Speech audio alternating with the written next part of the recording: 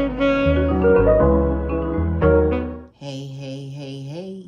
Welcome back to the channel and the Beyond the Gates Watchers Club edition, episodes 31 through 33. It's a recap, and I don't even know where to begin.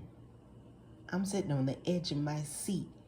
Every time I look at the show, it gets better and better.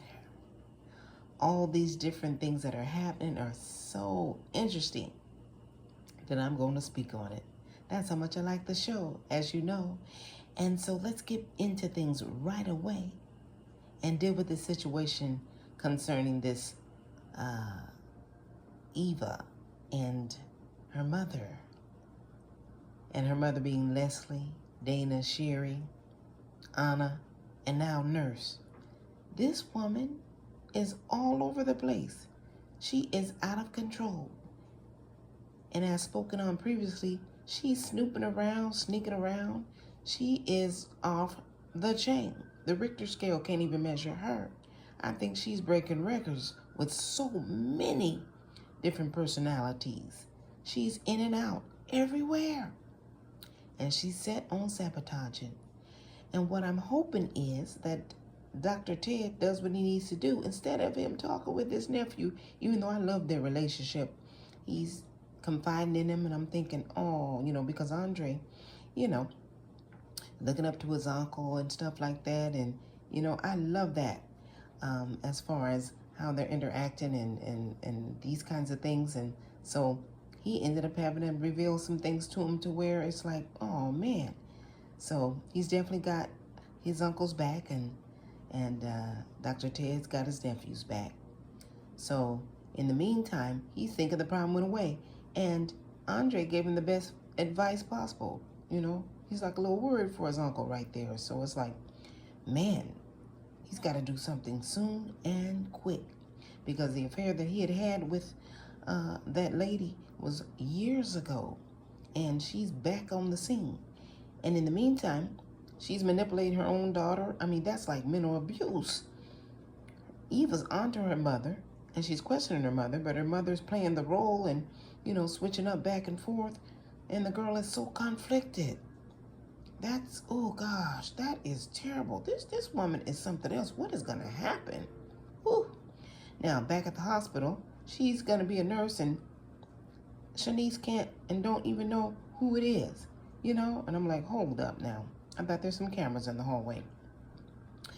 And then we're talking about Dr. Nicole, and I'm like, wow, Now, then after the fashion show, that went so well, and that charity, that one organization that's going to sit up there and fire Danny from the board while they're having that meeting at the country club. Wasn't that a trip? And look at Bill and Haley. They were just enjoying it.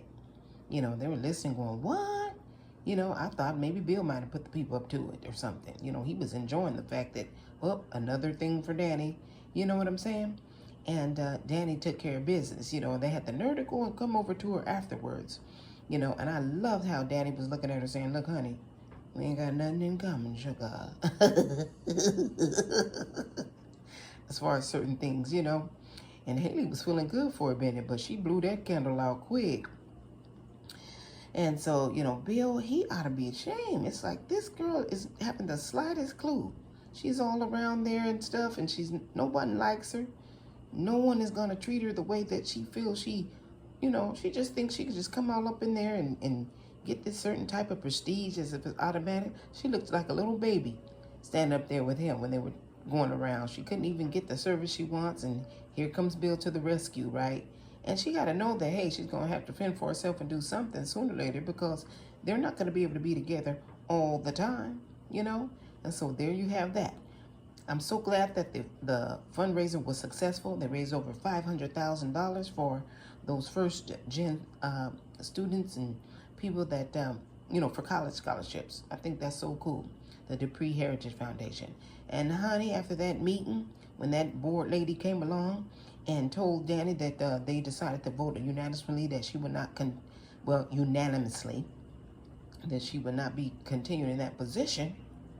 Shoo, honey, when she went around and got a chance to talk to Anita, it was like, Anita was like, wait, hold up here, okay? And they professionally sat down and had a discussion.